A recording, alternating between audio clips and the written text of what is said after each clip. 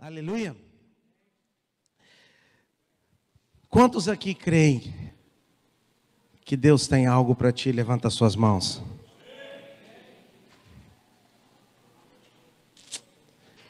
Pois é, eu venho te dizer nessa manhã que Deus não tem algo para ti. Deus tem o melhor para ti.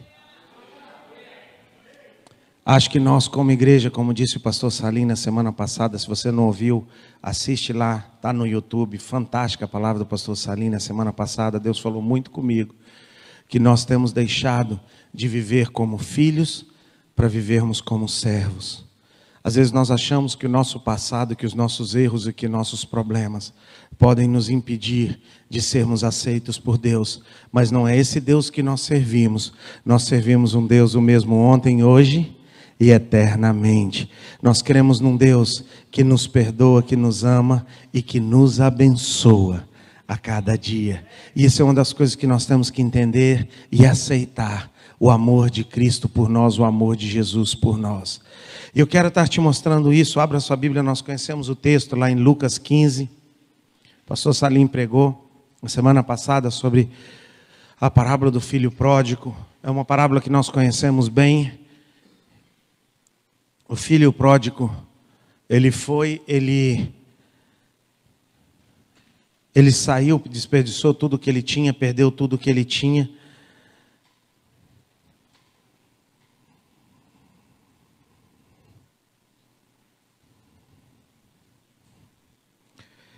Perdeu tudo que ele tinha, gastando tudo que ele tinha. E de repente um dia, ele cai em si. E é o que nós vamos ver a partir do versículo 17.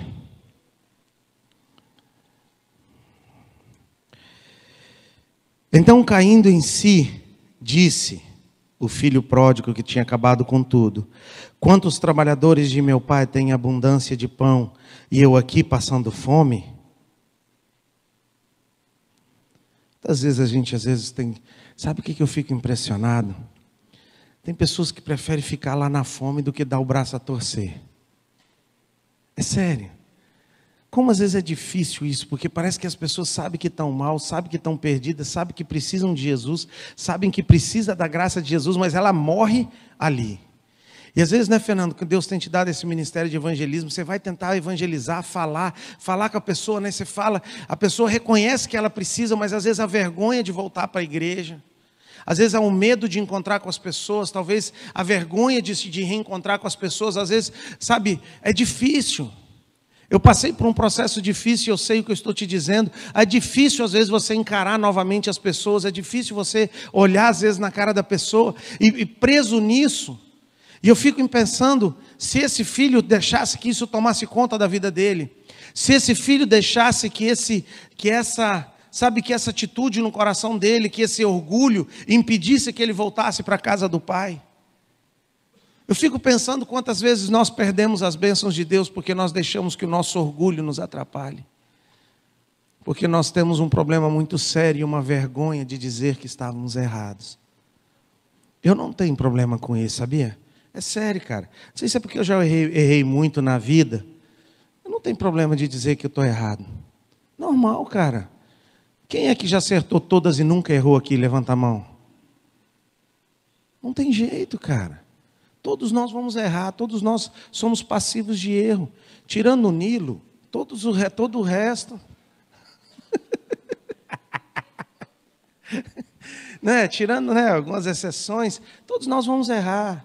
Nós temos que ter a humildade de chegar e falar: cara, eu errei contigo, me perdoa, irmão. Tanto que é bonito, tanto que causa, sabe, a cura, que provoca a cura. Então ele fala aqui no versículo 17, então caindo em si, fala caindo em si. Deixa eu te dizer uma coisa. Enquanto nós não tivermos um encontro com nós mesmos, nós não vamos entender o que Deus tem para nós. Deixa eu te dizer uma coisa. Nós temos um problema muito sério,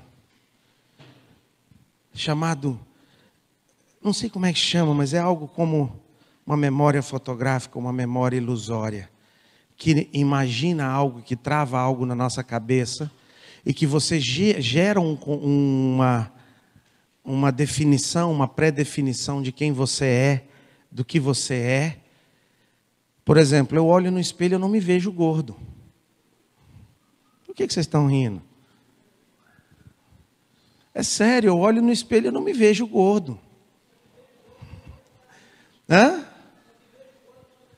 Não é verdade? Quando eu pego uma blusa GG2 e coloco ela e ela me aperta, eu vejo que tem algo errado com aquela fábrica. Eu acho que a forma daquela fábrica é pequena. E agora inventaram o tal de uma moda de slim, que é só para complicar a vida do gordo. Na verdade, só para complicar a vida do gordo. Às vezes tem momentos que eu sento assim, que eu dou uma olhada para baixo e falo, rapaz, tem algo aqui, mas não é minha barriga. É sério. Nós criamos às vezes um contexto e uma pré-definição de quem realmente nós somos. E se você pegar quando Jesus encontra com algumas pessoas e elas são transformadas, quando ele encontra com Jacó, quando Jacó está ali em Peniel e muda o nome dele para Israel, em alguns momentos Deus encontra com alguns homens e ele muda o nome dos homens como ele mudou o nome de Pedro, mas primeiro a pessoa precisa chegar a uma conclusão de quem ela verdadeiramente é. Às vezes eu fico imaginando, eu fico olhando algumas pessoas na igreja e eu fico pedindo que Deus abra os olhos espirituais para ver quem ela realmente é. Porque você vai conversar com ela, mano, é totalmente diferente. Eu estou fazendo agora, voltei para o Muay Thai faz algumas semanas. Mas é engraçado como todo gordinho sabe todas as receitas, cara. É sério. Tem um gordinho lá que, cara, mas ele ensina tudo para a gente. É fantástico. E às vezes a gente não tem aquele conceito, aquela realidade de quem nós somos e da realidade que nós estamos. E ele diz, a Bíblia diz, ele caindo em...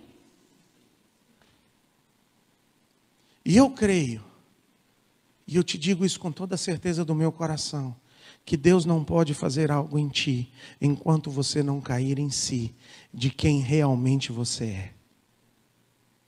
Não é quem você imagina que você é. Não é quem você criou na tua cabeça que você é. É quem você verdadeiramente é. Porque nós precisamos responder essa pergunta para Deus. Qual é o teu nome? Quem é você? E de repente nós nos criamos, então nós criamos essa ideia ilusória. Eu sou isso, eu sou aquilo, eu sou bom, eu sou aquilo outro. Eu tinha uma ilusão que eu era um pai perfeito até eu conversar com meus filhos. Eles chegaram na adolescência e tiveram coragem de me dizer algumas coisas que eu quase caí da cadeira. É complicado. Quando você encara e quando você tira, então você cria uma ilusão, você cria uma ideia, mas quando você encara a realidade, e quem dera você tivesse pessoas sinceras perto de você, que tivessem coragem de dizer para ti quem verdadeiramente você é.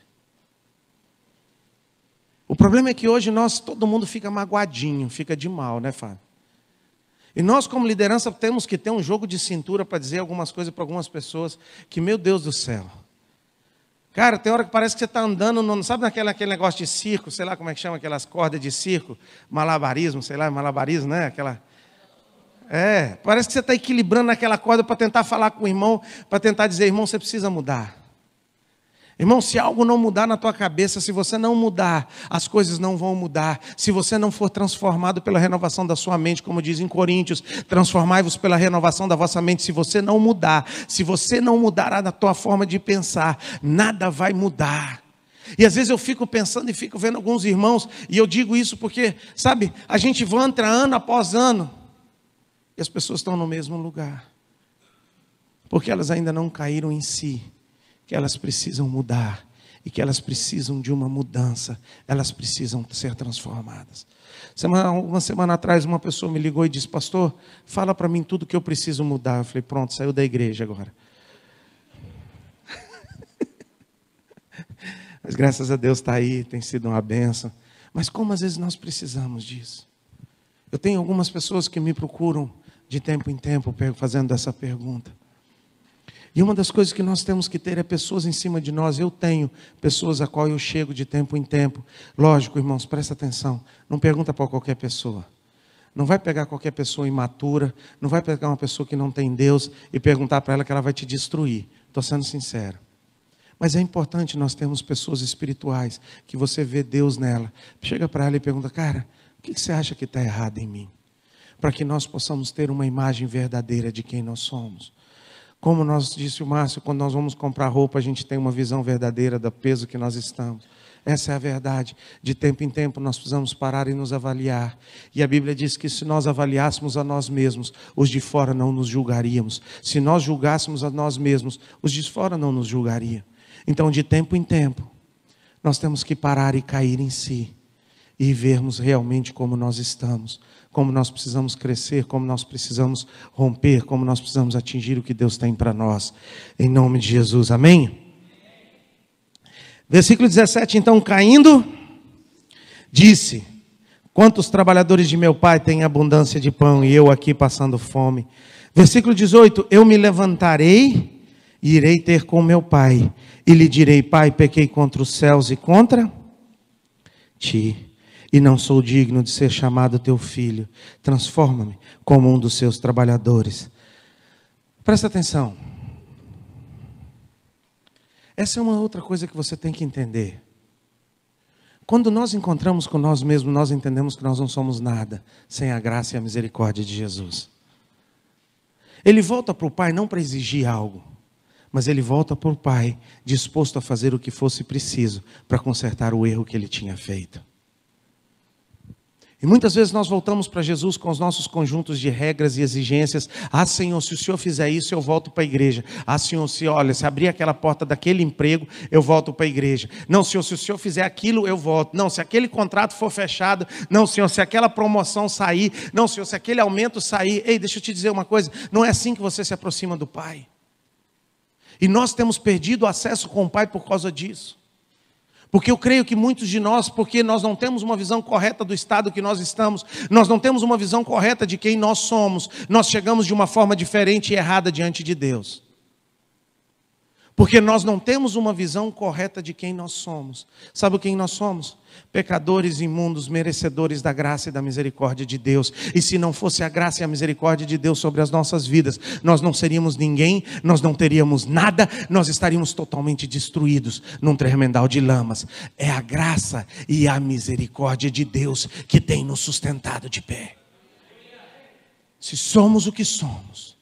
E tem um texto na Bíblia que diz o que Deus disse assim para o povo de Israel, e disse, quando entrares na terra que eu te prometi, e tomares a terra e possuíres, ficarás rico e serás abençoado, e você prosperará, mas não diga que foi nas suas próprias forças que conquistaste algo, porque foi a minha mão que te entregou. E quando o povo de Israel olhou para suas próprias mãos e achou que as suas próprias mãos pudessem fazer, eles rodaram mais 40 anos no deserto e aquela geração passou. Porque nós temos que entender que se somos o que somos, é porque existe uma graça e uma misericórdia de Deus. Mas isso também não pode nos levar numa falsa humildade, de todo mundo dizer que não vale nada. Ei, Deus tem o melhor para mim. Deus tem o melhor para mim. Então nós temos que encontrar com Deus com essa consciência de quem nós somos e o que nós temos em Cristo Jesus. Então ele chega para o pai e diz, já não sou digno de ser chamado, versículo 19, teu filho. Trata-me como um dos seus trabalhadores. Então levantando-se, versículo 20, fala comigo então. Levantando-se. Cutuca a pessoa do teu lado e fala, levantando-se. Fica de pé rapidinho, vai, levantando-se. Aí, pode sentar. Só para dar um exercício. Aí em casa, vai, levantando-se. Aí, o pessoal daqui não levantou de novo. Vamos de novo, vai, levantando-se. Aí, Jorge, tu ficou sentado, Jorge. Aí, Jorge. Aí, levantando-se. Nós precisamos tomar uma iniciativa. A maioria, presta atenção, a maioria dos projetos param aqui. Às vezes nós temos boas ideias e bons projetos, mas eles param porque a gente não se levanta. Às vezes nós temos ótimas ideias, Às vezes nós temos ótimos projetos, às vezes nós temos ótimas direções de Deus, às vezes nós temos ótimos sonhos de Deus, às vezes nós temos ótimas palavras de Deus, mas elas param e elas prendem, porque precisa de uma ação nossa. Nós precisamos pisar no mar, e Ele disse para o povo de Israel: pisa, porque depois que você pisar o mar vai se abrir. E nós pegamos e nós ficamos esperando. E ele pegou o quê? Se levantou. E nós precisamos de uma igreja que se levante, que se disponha a realizar o que Deus tem colocado no teu coração. Porque se tem uma liderança que investe, tem uma liderança que acredita em vocês, mas vocês precisam se levantar. Se levantar. Se dispor.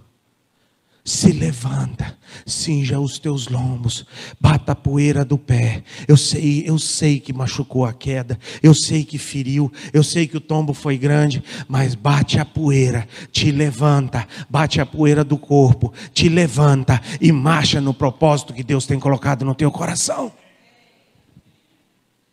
Eu não sei quantos dias demorou aquela caminhada para ele chegar até o pai dele, mas demorou muitos dias, e durante muitos dias ele ouviu setas do inimigo: não vai adiantar, teu pai não vai te receber, eles não vão te tratar bem, eles não vão te falar bem contigo. Quantas vezes nós deixamos que essas mentiras nos parem, e Deus nos chama de volta, e às vezes a pessoa está ali em casa, ouvindo isso na internet agora, pensando: pô, eu queria tanto estar na igreja, mas você tem ouvido as setas de Satanás dizendo: não, levanta-te, dispõe-te, levanta-te. Seja um homem e uma mulher que marcha no propósito que Deus tem colocado para a tua vida. Seja uma mulher e um homem de Deus que marche no propósito e no projeto que Deus tem para a tua vida. Não seja um homem. E uma das grandes medos que eu carregava na minha adolescência e na minha juventude, eu tinha muito medo de chegar na minha velhice e contar histórias do que eu poderia ter feito. Como é triste você chegar no final da sua vida e ver tantas coisas que você poderia ter feito e não fez. Eu não quero viver uma vida assim. Eu quero viver uma vida de conquistas. Eu quero conquistar os montes que Deus tem para mim. Eu quero conquistar a terra prometida que Deus tem para mim. Eu quero alcançar o ministério que Deus tem para mim. Eu quero fazer aquilo pelo qual eu fui chamado para fazer.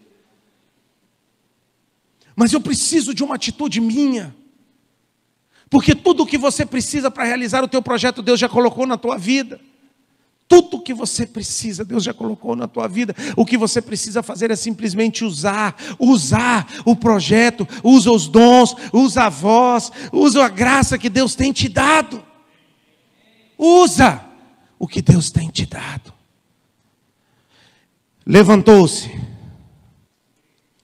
e foi para o seu pai, e quando ainda estava de muito longe, viu o seu pai, e se moveu de íntima compaixão, e correndo, abraçou e o beijou. Ah, meu querido, versículo 21, e que Deus levante uma igreja, com o coração desse pai, disposto a receber pessoas aqui, beijá-las e recebê-las com carinho, não condenando elas, porque elas passaram muito tempo sem aparecer, não perguntando para elas: está sumida, hein? Pelo amor de Deus, não faz isso não. Estou pedindo para vocês, sério, não faz isso não. Estou pedindo para vocês. Cara, deixa eu te dizer uma coisa. É tão difícil às vezes dar um passo desse. Tão difícil você às vezes se levantar e passar por aquela porta. E eu duvido que alguém aqui, e não precisa levantar a tua mão, não teve pelo menos uma dúvida no teu coração hoje antes de vir para o culto. Para não vir. Eu tenho certeza que todos que estão aqui pensaram em não vir hoje. Veio uma setinha, veio uma dúvida, veio um sentimento de cansaço, veio um sentimento: vou assistir na internet, não, eu não vou hoje. Todo mundo que está aqui teve uma luta no coração. Então todo mundo que passou por aquela porta é um guerreiro, porque ele enfrentou uma luta, ele enfrentou uma batalha, ele enfrentou uma dificuldade, ele desafiou, ele venceu a carne, ele venceu a sua força, ele tirou força de onde ele não tinha. Para chegar aqui e ser criticado e ser atacado, por favor, eu estou pedindo que vocês Você não tem nada para falar? Não fala. É sério. Mas, sabe, chega no irmão, cara, é bom demais te ver aqui. É bom demais te ver aqui. O cara larga tudo para estar aqui e ainda chega a pancada. Então, correndo e o beijou, que Deus levante essa igreja com o coração desse pai, em nome de Jesus, amém? E o filho lhe disse: Pai, pequei contra os céus perante ti, e já não sou digno de ser chamado teu. Porém o pai disse, presta atenção, qual era o discurso que o filho tinha?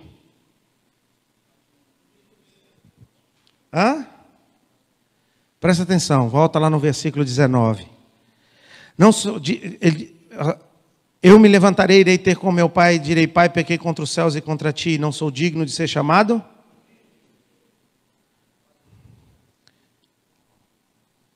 E o filho disse ao pai: Pai, pequei contra os céus e perante ti, e não sou digno de ser chamado seu filho. Cadê a segunda parte do discurso? Cadê a segunda parte do discurso? Volta lá no versículo 19. Trata como um dos seus? O pai deixou essa parte do discurso acontecer? O pai nem deixou que a segunda parte do discurso acontecesse. Porque o pai nunca ia aceitar que ele se tornasse um trabalhador. E é isso que eu venho te dizer nessa manhã. Deus tem o melhor para ti. Deus tem o melhor para ti. E o pai, porém, disse-lhe: servo, trazei-me depressa o quê? Qualquer roupa. Qual roupa? A filé. Aquela de marca. Aquela que o Júnior estava domingo passado. A melhor. O Nacito nem veio hoje para mostrar, né? Senão a gente ia pedir para ele mostrar. Mas a melhor.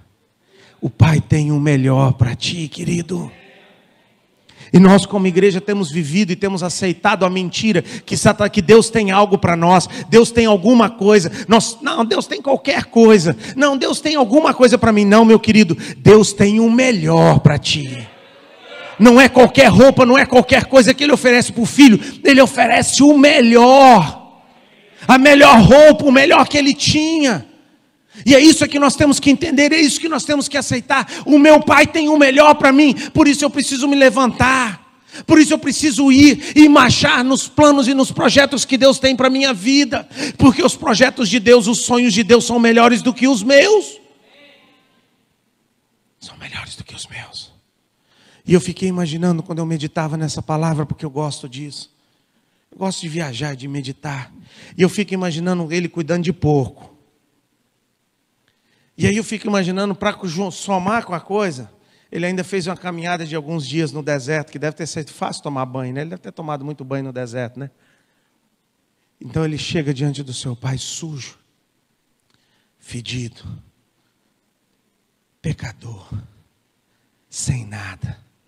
E o pai o recebe e o entrega o melhor. E da mesma forma, querido, Deus está te esperando de braços abertos para te entregar o melhor. O Pai espera para te entregar o melhor. Não qualquer coisa, mas o melhor. E que Deus nos abra o nosso entendimento espiritual para entendermos que Deus tem o melhor para cada um de nós. Deus não tem qualquer projeto, Deus tem o melhor. Deus tem o melhor. Então ele pega no versículo 22, porém o pai disse: trazei depressa a melhor roupa, e vestiu com ela, e põe-lhe um anel na mão, e as sandálias nos pés. E versículo 23, trazei o quê? Comamos e alegremos. Antigamente as pessoas não tinham um açougue para poder ir comprar aquela picanha gorda. Sabe? Aquela que eu comi lá na casa do Oswaldo. Sabe aquela que o Oswaldo fez com tanto carinho quando eu fui lá. Nós não temos aquele lugar para pegar aquela carne Angus, para pegar aquela carne gorda. Então, qual que era o procedimento, Paulinho? As pessoas faziam o quê? Elas separavam o melhor novilho, guardavam no melhor lugar e cuidavam dele durante muito tempo, com a melhor comida, para que aquele novilho engordasse. E quando tivesse uma festa, ele teria uma picanha bonita para oferecer para os seus vizinhos. Agora deixa eu te perguntar uma coisa. Quando esse novilho foi separado? Quando? Quando foi separado o novilho? Quando o filho estava na perdição. Quando o filho estava perdido, o pai já preparava o novilho para o momento que o filho voltasse. O novilho não foi separado naquele momento, o novilho foi preparado muitos anos antes. Muitos anos antes. Ele já separou e já providenciou a festa para o teu retorno. Muitos anos antes, a sua roupa era engomada todos os dias e colocada num cabide, esperando a volta do filho. Muitos anos antes, ele já esperava o retorno do filho, ele já ansiava por aquele retorno. Muitos anos antes, ele já preparou aquele novilho para a festa do retorno do seu filho.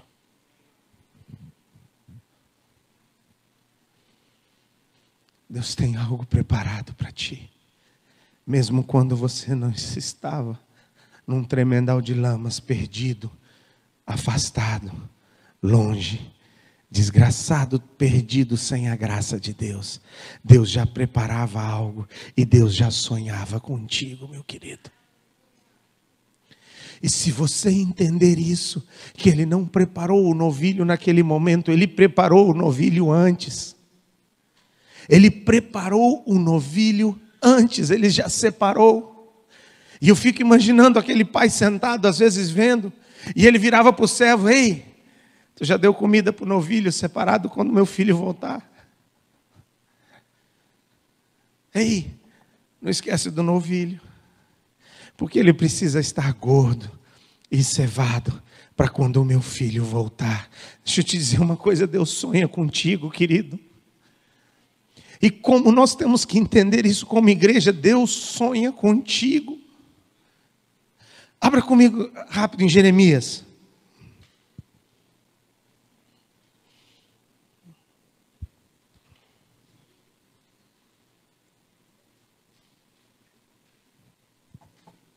Jeremias 29.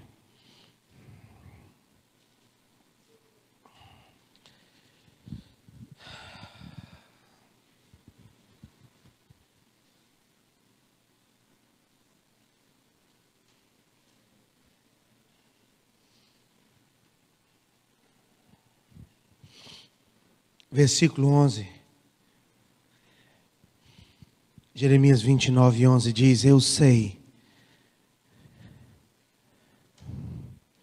os pensamentos que tenho a vosso respeito, diz o Senhor. Coloca a mão no teu coração e diga: Deus, revela-te a mim os teus pensamentos.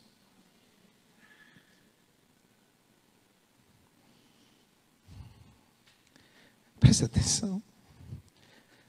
Ele para pensar em você, Denis. Denis, você para pensar nos seus filhos. Você para pensar no Caleb, na Letícia. Você para pensar neles. E o que você pensa? Pensamentos de paz. pensamentos de bens, que eles consigam vencer na vida, que eles consigam achar uma mulher, uma esposa e um esposo segundo o coração de Deus. Então você sonha, porque você pensa e você sonha, e da mesma forma que você olha para os teus filhos, Deus olha para ti e Ele tem pensamentos ao seu respeito. Você perdeu uma boa oportunidade de dizer amém, porque Deus tem pensamentos ao nosso respeito. Sabe, fica imaginando Ele sentado no seu trono e dizendo: eu vou fazer isso, isso e isso com Jaime. Deus tem pensamentos ao nosso respeito. E Ele continua dizendo: pensamentos de e não de, para vos dar o fim que desejais. E então me invocareis, passareis a orar a mim, e eu vos... Versículo 13: buscar-me-eis e me achareis quando me buscardes de todo o vosso coração. Quando Ele for o centro do nosso coração, e quando nós aceitarmos que os planos de Deus são melhores do que os nossos, nós vamos experimentar os melhores anos da nossa vida. Nós vamos experimentar o melhor tempo das nossas vidas. O problema é que nós queremos que Deus se adapte nos nossos planos. O problema é que nós queremos que Deus se adapte na nossa forma de pensar e nos nossos próprios projetos e nos nossos projetos pessoais. O problema é que nós achamos que os nossos planos são melhores do que os de Deus. Nós achamos que os nossos caminhos são melhores do que os caminhos de Deus. E nós achamos, não vem dizer que não. Não vem dizer que não. Porque às vezes a gente toma decisão sem orar. Só estou falando às vezes, não é toda vez, tá? Sei que não é todas as vezes. Mas algumas, né? A gente nem ora às vezes antes de tomar uma decisão. Nem jejua. Nem passa 3 dias na cabana antes de tomar uma decisão. E nós achamos que os nossos planos são melhores que os de Deus. Nós achamos que nós sabemos. E da mesma forma que nós começamos e que nós temos uma experiência na vida normal. E quando nós crescemos e quando nós começamos a nossa vida, e isso é provado, isso é uma coisa que já tem estudos, que quando a criança é pequena, o pai é o super-herói. Quando a criança é pequena, o pai é super-herói, a mãe é perfeita, é tudo certo, é tudo perfeito. E conforme elas vão crescendo, elas vão enfrentando uma fase chamada adolescência, que é que eles chegam a uma conclusão achando que sabem tudo. E todos nós já passamos por ela. Não adianta você condenar os adolescentes não, porque nós já passamos por ela. Eu já passei. E a gente acha que descobriu a América. É sério. Que Cristóvão Colombo, o pessoal está totalmente errado. Quem descobriu fomos nós. Nós sabemos tudo. Aí os nossos pais, de repente, só porque não sabem ligar um DVD, ou porque não sabem... Na época, o nosso era ligar o videocassete. E eles tinham que nos chamar para ligar o videocassete, e nós achamos que nós sabemos mais do que eles. E de repente você começa a crescer e você começa a achar, então, porque você liga o videocassete do seu pai, que você sabe mais do que ele. Que você ensina para ele alguns truques no celular, que põe no 3 dedos, faz não sei o quê. O Caleb vive me ensinando essas coisas. Pai, olha, isso aqui faz isso. Interessante. E de repente as crianças começam a achar que sabem mais do que os pais. E nós começamos a tomar as nossas próprias decisões. E hoje nós temos um bando de adolescentes grávidas. Temos um bando de adolescentes nas drogas, porque acham que sabem tomar decisões. Temos um monte de divórcio, porque casam sem ouvir os pais, e sem ouvir a liderança, e sem ouvir as pessoas que estão aconselhando. Tomam as decisões e fazem as coisas, porque acham que sabem o que estão fazendo. E se você for falar, mano, você está doido. Ai de você se falar alguma coisa. Porque sai como um adolescente batendo o pé e muda de igreja. E vai para uma igreja que não fala de pecado, que não fala de erros, que não aconselha e que não trata do pecado das pessoas. Então, de repente, você cresce. E você começa a chegar a algumas conclusões que a vida não é tão simples como você imaginava. E que você, na verdade, não sabia era nada. Porque por mais que cheguei a saber, descobri que nada sei. Disse um grande filósofo. De todos os sábios eu me julgo o mais sábio, porque por mais que eu cheguei a saber, descobri que nada sei. E você começa a crescer e os cabelos começam a ficar brancos e as coisas começam a acontecer e você começa a olhar os teus filhos. E de repente você não precisa levantar a sua mão e nem colocar aí no chat amém, porque vai parecer que você vai estar concordando. Você começa a fazer o que você disse que nunca faria, que os seus pais faziam. De repente você vê tomando decisões iguais às do seu pai, coisas que você mesmo disse que você nunca faria. Eu tinha decidido que eu nunca ia mandar meus filhos dormir cedo, porque me dava uma raiva quando meu pai mandava dormir cedo. É sério. Pô, no melhor da festa, vai dormir, filha, amanhã tem aula. Eu quero ficar na festa, eu quero ficar na bagunça ali e tal, né? Eu tinha uma raiva disso, cara. Às vezes não é o filme, vão assistir um filme, né? Vamos assistir um filme. Não, vocês vão dormir, porque está na... Pai, deixa. Eu nunca vou fazer isso com os meus filhos.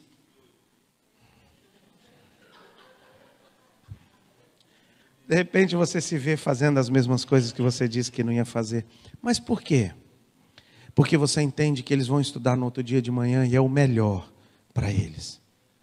E quando você vê começando a fazer, e você olha para trás e diz que tudo o que o meu pai queria era o melhor para mim.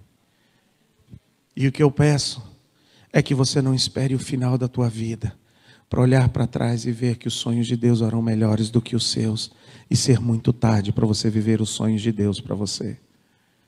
O que eu quero te desafiar nessa manhã é que você tenha coragem de viver os sonhos de Deus hoje, não um dia que você estiver velho e não dar mais tempo para você retratar, consertar e fazer e viver os sonhos de Deus para ti. Porque os seus sonhos, você sabe onde tem te levado.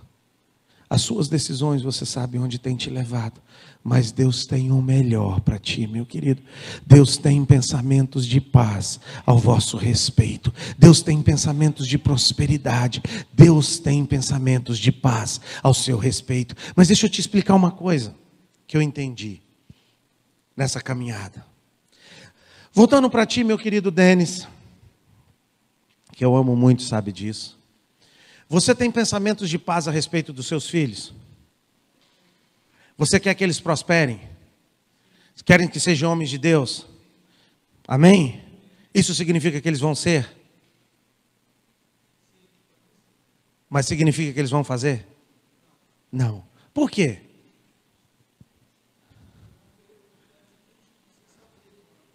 Porque tem decisões que dependem só deles. Deus tem pensamentos de paz ao vosso respeito. E se você não está vivendo os pensamentos de paz, é porque em algum lugar você decidiu tomar as suas próprias decisões. Em algum lugar você tomou a rédea da carruagem. Em algum lugar você sentou no banco do motorista e disse para Deus: deixa que eu levo daqui em diante, porque eu sei o que eu estou fazendo. Em algum lugar você saiu fora dos planos e dos projetos de Deus da sua vida. O que você está querendo dizer com isso, pastor? Eu estou querendo te dizer o seguinte, que nós vamos ter lutas e dificuldades, mas no meio delas, nós temos a paz de Cristo que excede todo o entendimento. O que eu estou querendo te dizer é que você vai passar por lutas, você vai passar por problemas, mas Deus vai estar contigo no barco para te dar a vitória. O que eu estou querendo te dizer é que quando você está nos planos de Deus, é Ele que se encarrega de te entregar a vitória, não é você que conquista, é Deus que conquista a tua vitória. E você simplesmente vence e vive o melhor que Deus tem para ti. O fato de eu sonhar e de eu ter desejos de paz em relação aos meus filhos não significam que eles vão ser o que eu gostaria que eles fossem. Porque em algum momento da caminhada eles vão ter que decidir que caminho seguir. E tudo que eu posso fazer é aconselhar, Márcio. E tudo que Deus pode fazer por mim e por você é deixar uma Bíblia e deixar o Espírito Santo de Deus. E deixar alguns cabeça dura de pastores como o pastor Tiago, como tu, como o Salim, Fabiano, para a gente poder tentar ajudar. Mas no fundo, a decisão é sua. No fundo, é você que toma a decisão. No fundo, a escolha depende de você. E deixa eu te dizer uma coisa, meu querido. Eu tenho passado por momentos muito difíceis, os cabelos estão ficando brancos. De verdade, mas a paz de Cristo que excede todo entendimento, ela excede todas as coisas, ela passa por cima de todas as coisas. Ela te sustenta. Ela acalma a tempestade. Ela muda o que for preciso mudar. Mas em algum momento, presta atenção, se você não tem paz, a Bíblia diz que a paz de Cristo seja árbitra no teu coração, que ela seja juiz no seu coração. E se em algum momento você perdeu a paz, volta para onde caíste e pratica as primeiras obras. Volta, meu querido, volta para o caminho de Deus, volta para o plano de Deus, volta para o projeto de Deus, volta para os sonhos de Deus, para a sua vida, volta, enquanto é tempo. Volta enquanto é tempo, porque o teu pai está colhendo, o teu pai está cuidando do novilho cevado nesse exato momento. O teu pai está nesse exato momento, sabe fazendo o quê? Preparando uma mansão para ti nos céus. Ele não está preparando, esse é um erro que a igreja tem ensinado. Ele não está preparando uma mansão, ele está preparando um lugar na casa dele. E da mesma forma que aquele pai cultivava aquele novilho cevado, da mesma forma que aquele pai alimentava aquele novilho cevado, Jesus está nesse exato momento pintando as paredes, trocando as mobílias, arrumando o piso, botando a lâmpada no lugar certo, para que quando você entrar, seja tudo conforme você sonhou, tudo conforme você, e te dá o melhor. E Ele enxugará dos nossos olhos toda lágrima, e Ele enxugará dos nossos olhos, nos dará uma veste branca, e nos dará uma vestidura branca, e não haverá mais pranto, não haverá mais dor, não haverá mais enfermidade, não haverá mais nada, porque o Pai nos espera de braços abertos. Ei, Deus tem o melhor para cada um de nós. Deus tem o melhor para cada um de nós, em nome de Jesus. Vamos ficar de pé. Parar de pregar, que a Aline já guardou a Bíblia ali, ela já deu toque ali. Vamos ficar de pé.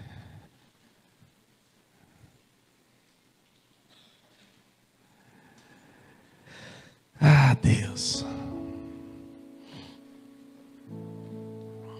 se nós entendêssemos isso. Você já pensou? E às vezes eu fico pensando nisso, André. Sério, eu fico pensando nisso. Você já pensou se a gente realmente entendesse isso na verdade? Como a nossa vida seria diferente? Como verdadeiramente nós buscaríamos o reino de Deus em primeiro lugar, e todas as outras coisas nos seriam acrescentadas? Uma das coisas que eu tenho meditado esses dias é sobre a palavra de Deus, é que ela faz tão sentido, no sentido de algumas coisas tão simples que às vezes a gente esquece no meio da caminhada. Então ele diz algo que todos nós conhecemos. Quem não conhece esse texto? Buscai primeiro e... Todos nós conhecemos tão bem esse texto, mas quase nenhum de nós consegue viver esse texto. Porque nós achamos que os nossos planos são melhores do que os planos de Deus. Nós achamos que as nossas decisões são melhores do que as decisões de Deus. E nós achamos que nós somos melhores. E quando eu olho para a igreja, como disse o pastor Salim na semana passada, eu vejo uma igreja querendo viver como serva, querendo viver como, do que vivendo como filhos de Deus. E como disse o Jaime também na pregação, eu vejo uma igreja que deveria estar madura, aceitando e conhecendo e reconhecendo que os planos de Deus são melhores do que os nossos. E de repente,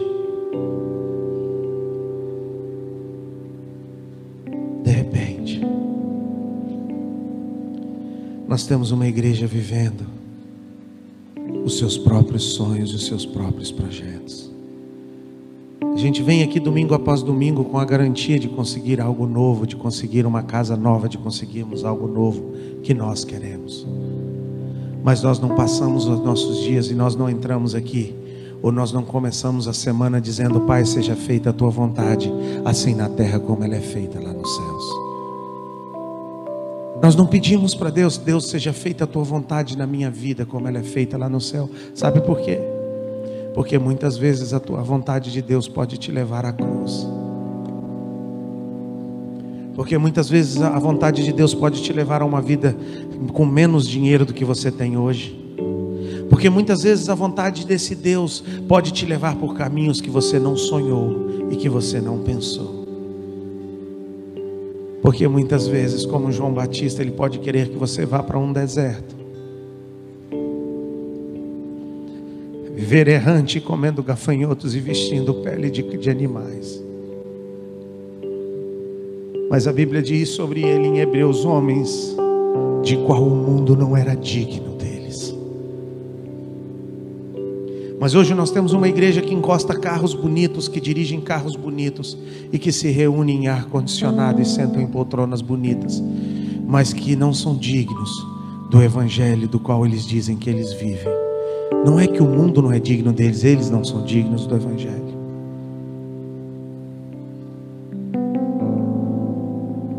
Os sonhos de Deus são melhores do que os nossos.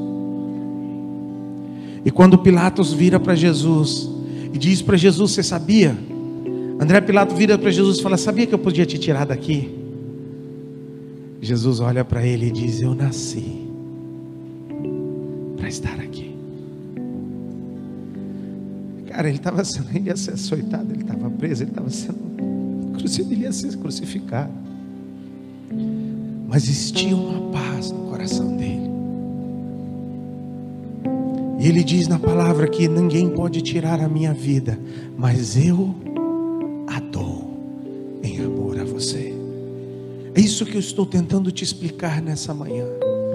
É algo mais do que simplesmente você dizer: Deus, sabe, eu sou crente. Não, é cumprir a vontade e o projeto e o propósito de Deus na sua vida, custe o que custar.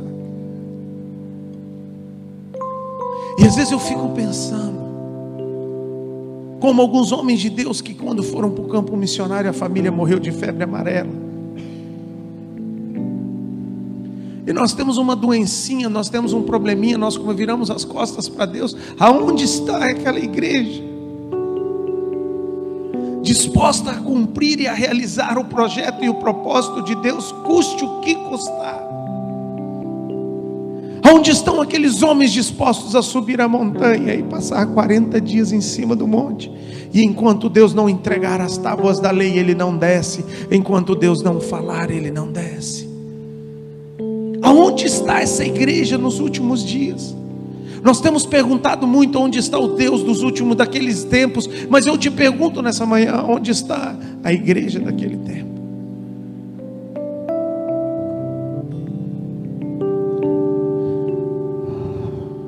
Mas o dinheiro, a prosperidade é mais importante do que os sonhos e os projetos de Deus. E hoje a igreja sofre, porque quando você oferece um salário para um levita é pouco, e alguns levitas não querem vir de tempo integral, mas eles esquecem que eles receberam um dom de trazer a presença de Deus.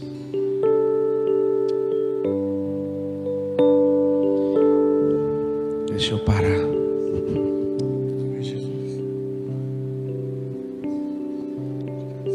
Deus, nós colocamos as nossas vidas diante do Senhor nessa manhã. Reconhecemos diante do Senhor que temos corrido atrás do vento, atrás dos nossos próprios sonhos e dos nossos próprios projetos. Eu reconheço isso muitas vezes, Pai. E diante disso, eu quero colocar a minha vida diante do Senhor nessa manhã e te pedir perdoa, Pai, porque tenho pecado contra os céus e contra Ti. Tenho colocado as outras coisas em primeiro lugar. Tenho buscado primeiro a minha vontade e as outras coisas que sejam acrescentadas. Deus, eu olho para essa igreja e quantos estão em casa hoje não vieram aqui porque não têm colocado o Senhor em primeiro lugar. Quantos que têm coragem de passar um final de semana em casa e não vir na igreja? Pai, nos perdoa como igreja, nós te pedimos. Perdoa-nos por aquele momento que a igreja deixou de ser importante, que o Senhor deixou de ser a primazia. Olhamos um Facebook antes de orarmos pela manhã. Eu nem estou dizendo ler a palavra, eu estou dizendo fazer uma oração de manhã. Nós já corremos para o Facebook para ver a vida dos outros. Nós temos colocado as outras coisas em primeiro lugar, além do Senhor. Perdoa-nos, Pai, nós te pedimos nessa manhã. Temos pecado contra os céus e contra ti. E o que nós te pedimos nessa manhã é que, como um filho pródigo, o Senhor nos receba. Coloca um anel nos nossos dedos, coloca umas sandálias nos nossos pés e uma vestimenta, e faça-nos herdeiros e co-herdeiros contigo novamente. Ajuda-nos, Espírito Santo, nós te pedimos a viver os sonhos de ti, do Senhor para nós. Leva-nos de volta ao Pai, chama-nos de volta à comunhão e à intimidade com o Pai. Leva-nos de volta, Espírito Santo de Deus, nós te pedimos. E o que nós te pedimos nessa manhã, ajuda-nos a levantarmos e a dispormos para caminharmos de volta para os caminhos do Pai. Dá força àquele que está cansado, àquele que está desanimado e àquele que está desacreditado com o seu chamado. Reanima o cansado, restaura o abatido e dá forças àquele que não tinha mais forças. E traga-os de volta à casa do Pai, Espírito Santo. Assim nós te pedimos nessa manhã. E eu quero abençoar a tua igreja com um novo tempo, um novo tempo, um novo tempo, um novo tempo, um novo tempo, Deus, em nome de Jesus, vivendo os sonhos de Deus para nós, Pai, vivendo os sonhos de Deus para nós, aqueles sonhos que o Senhor sonhou no começo para essa igreja, toda sorte de instrumentos,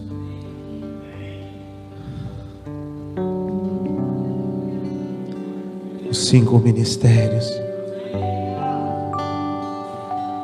tudo que o Senhor sonhou para essa igreja, 24/7, trabalho muito forte de missões.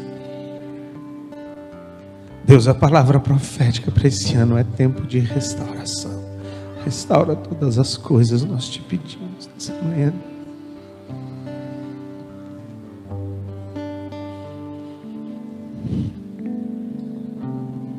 Desentupa os poços que estavam entupidos. Levanta novamente levitas de tempo integral na tua casa, que vivam e tenham a honra de comer da mesa do Senhor. Restaura novamente o orgulho e o privilégio de vivermos da mesa do Pai. Assim nós te pedimos sobre essa igreja, em nome de Jesus, em nome de Jesus, Pai.